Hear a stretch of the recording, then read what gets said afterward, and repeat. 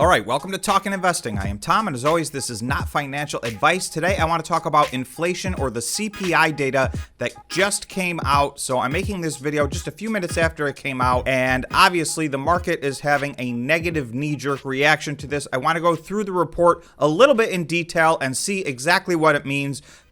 I'll give you the headline. It was worse than expected. So we'll break that down and go through and see what that means on a line item basis. And then I want to talk about what it means for the market, what we talked about yesterday going into this versus what's happening right now, and then where I think we can expect to go from here. So if you're new to the channel or you have not subscribed yet, please remember to subscribe and hit the notification bell. Also, if everybody could please smash the like button, it helps get this video out to more people. And this is one I'd really like people to see. So I appreciate all your support. Let's talk about the CPI data. Okay, I'm going to start out by showing you what the futures are doing. So the futures were green at 8:29 today. CPI data came out at 8:30, and they are now very red.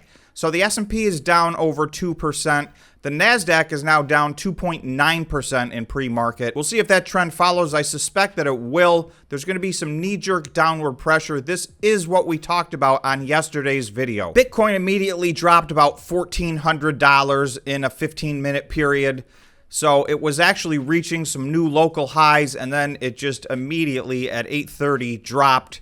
So this was an across-the-board negative reaction because, unfortunately, this was not a great report. It was not the worst report ever, but I think it's actually a little bit worse than it looks. Okay, so let's start on the top side. This is a chart of the CPI over the last 12 months. So you'll see 2 months ago in June, we were at 9.1. This month, if you look, you can see we were expecting, the consensus expectation was 8.1%. The previous month was 8.5%. This month's actual was 8.3%. So if you look at the chart this way, it does look like we are trending in the right direction, but when you dig into the numbers, this is not what Jerome Powell wanted to see on this CPI report. And this is why he has been coming out at every opportunity possible, pounding the table that he is not done raising rates, and people should forget this expectation that he's going to turn dovish. So this report is really going to support what he has been saying. So we will see. Is this just going to be a quick knee-jerk reaction, or are we now headed down because of this report? So let's look at some of the numbers in the report itself. This is the actual report. The month-over-month inflation actually went up across the board, and that is not at all what we were looking for. We were looking to go from 8.5 to 8.1 and have the month-over-month show some decreases so that we're moving in the right direction. But really,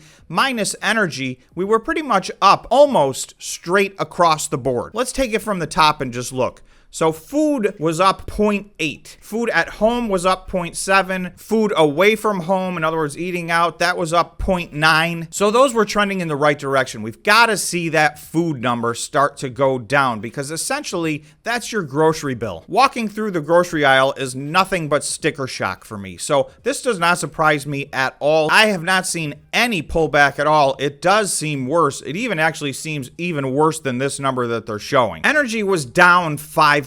So that's really the down number in this report. That was the good number. Everybody already knew that. We saw fuel, gasoline at the pump go down a little bit. So that's trended in the right direction for a couple of months, but it did hit historic highs 2 months ago. So yes, it's come off of that, but it's still pretty high. However, that's a good number. We like to see -5 there. And then you'll see energy commodities -10, gasoline -10, oil -5.9. But here you'll see energy services +2.1, electricity +1.5, and utilities +3.5. So utilities last month was -3.6. So that was a very big flip in the wrong direction. Used vehicles have been up over the last year more than expected. So a 0.1 reduction it's better than an increase for sure, but even that is not very strong. And I think that's actually the only other number on the chart other than energy, fuel, that actually went down, but it did not go down as much as expected. So to me, here's a shocker. Apparel is up 0.2%. So we see stories about stores with warehouses full of excess inventory, especially in the areas like apparel, where it's actually a problem. So the fact that apparel went up month over month is really, that's maybe the biggest surprise for me. It's not a gigantic item. It's not a huge part of the equation, But it is a bit baffling to me that that would go up. That number really should start plummeting if we are to see this move in the right direction. Okay, shelter up 0.7%. So there's something that affects everyone, whether it's your home or you rent. The cost of shelter going up 0.7 is still trending in the wrong direction. So again, the overall number went from 8.5 to 8.3, but you can see it's this 10% reduction in gasoline. That is the only reason this number went down at all. Across the board, all of these other numbers are not good. So again, I don't want to sound an alarm or be an alarmist. This is not a nightmare, but it's just not at all what we were expecting, and it's not at all what we were hoping for, and I think it's exactly what Jerome Powell was expecting to see. I am not sure where the massive optimism came in. Coming into this report, every single person that I heard, every talking head, was expecting a better than expected number, and already the expectation was to go down to 8.1, so that was a big drop, and I have no idea how that became the groupthink and how that became the expectation, but clearly that was completely incorrect. So I did specifically say that I thought if we came in, at 8.3 or under, that it was going to be okay, that the market would have a knee-jerk reaction to the downside, but that ultimately the key thing is this would not change what the Fed is going to do next week. And really, that's what this report is all about. People want to know, they know the Fed is going to react from the CPI data. And there's nothing in this report, although it is worse than expected, and obviously that's unfortunate, and we want to see this trend in the right direction. There's nothing shocking there. There's nothing outside of, the range that the Fed was expecting. But I do want to show you what has happened to the consumer's expectation of what the Fed is going to do at their next meeting, which is, this was the chart of expectations